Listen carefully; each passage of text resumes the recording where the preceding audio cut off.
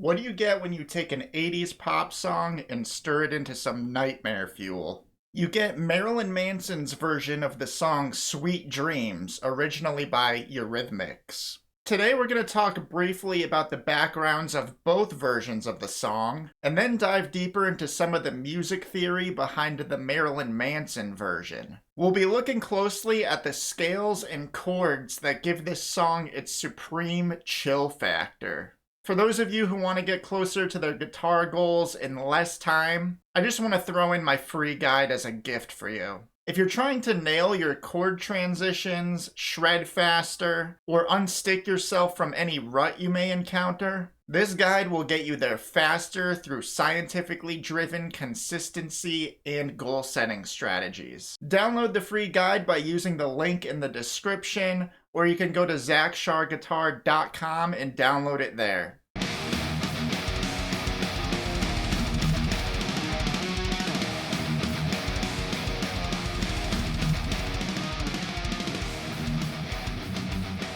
Alright, we're going to start with some background right now. So the song we're going to be looking at today, Sweet Dreams by Marilyn Manson, is actually based on the original version of Sweet Dreams by Eurythmics. The original version is a pop tune released in 1983. It's an up-tempo dance song that clocks in at around 125 beats per minute. Then in 1995, Manson comes along and takes what Elephants did and siphons it through his world of darkness. And I'm just going to paraphrase how his autobiography described how the song came into fruition, but basically, let's just say he had a bad dream where he heard himself singing the song, but the song was slower and darker than the original version. Ultimately, the nightmare was brought to life and resulted in a finished product that clocked in at about 92 beats per minute. It's a hauntingly dynamic song that we'll get to know and love even more in this video. I remember first hearing this song when watching the 1999 film House on Haunted Hill. And this was way before I even knew who Marilyn Manson was. Years later, I stumbled across the song again and was finally able to put a name behind its genius. Now I'm excited I get to share with you the music theory that brings this song to life.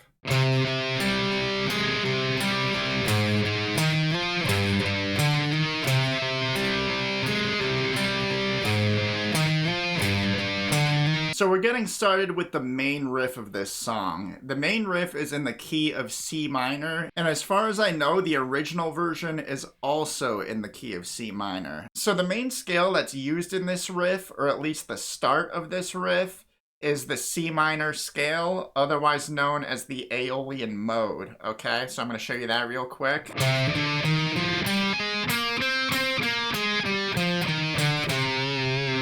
So this main riff actually uses something called pedal point a little bit in the beginning, where the same note is repeated throughout the course of a melody. So in this case, the root C, the first scale degree, is where the pedal point is because that's repeated as we bounce back and forth between the fifth and the flat sixth scale degrees.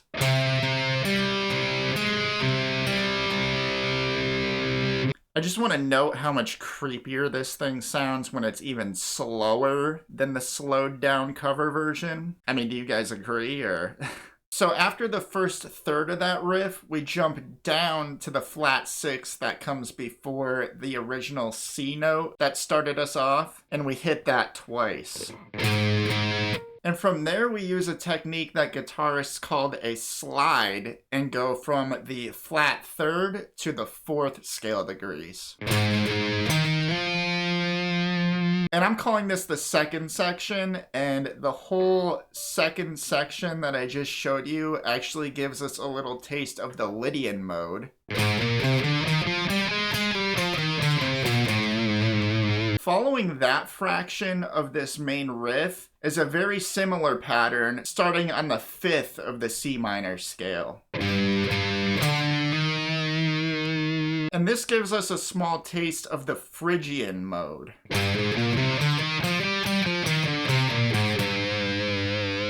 But in this final third of the riff, we actually use slides again after hitting that 5th scale degree twice, and we slide from the 2nd to the flat 3rd.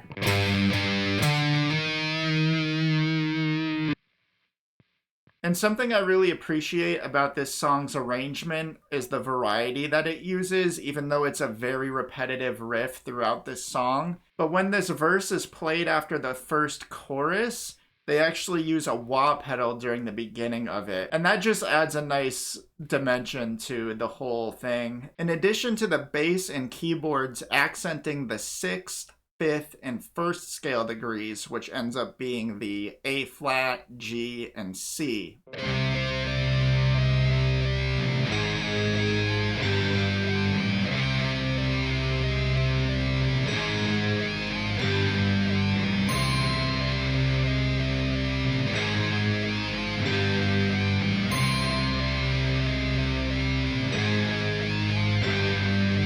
And this really ties into the chorus, which is what we're about to jump into next.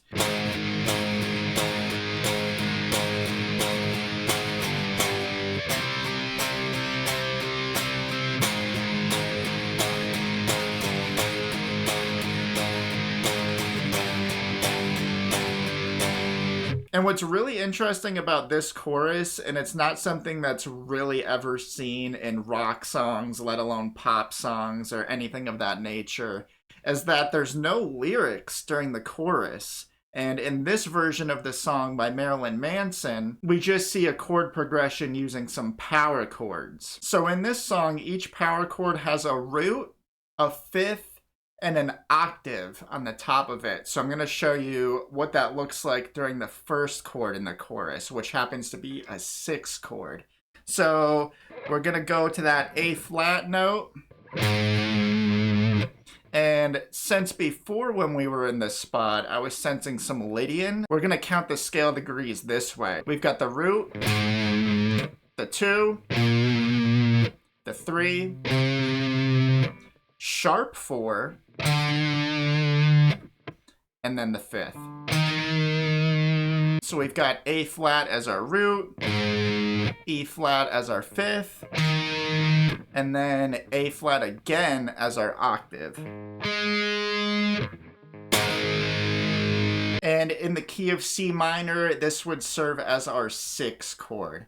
So next, we're going to be shifting this chord 1/2 step down on the fretboard. The finger position and everything is going to stay the same, but I'm going to break it down again. And so from here, we're going to count the intervals as if we were playing Phrygian, okay? So we've got our G, A flat, B flat, C, and then our 5th, which is D.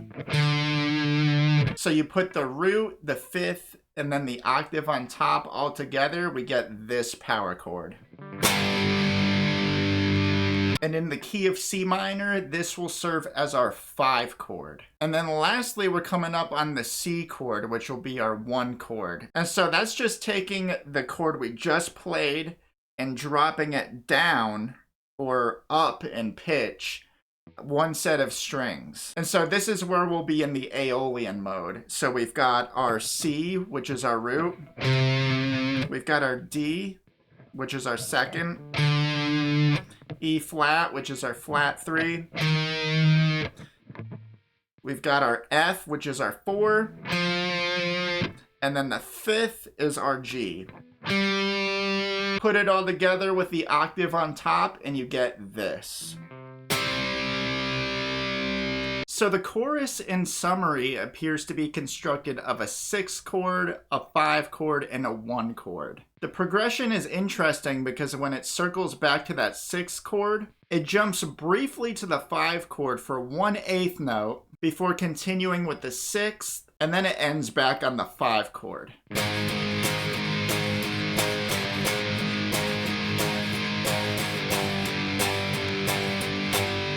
So now that we briefly discussed the background of each song and dissected that creep show Marilyn Manson version, which version do you like better? Is it the original up-tempo pop tune by Euphoria, or is it the slowed down, darker, creepier version by Marilyn Manson? Either way, the fact that the same song can be executed in completely different ways just illustrates the limitless extent of music. And guys, don't forget to download my free practice guide. It'll help you achieve your music goals faster through scientifically based motivational hacks and goal setting strategies. The guide is available in the description, and you can also download it at ZachSharGuitar.com. Thanks so much for watching. I'm Zach with Zach Shar Guitar, and I will see you in the next one.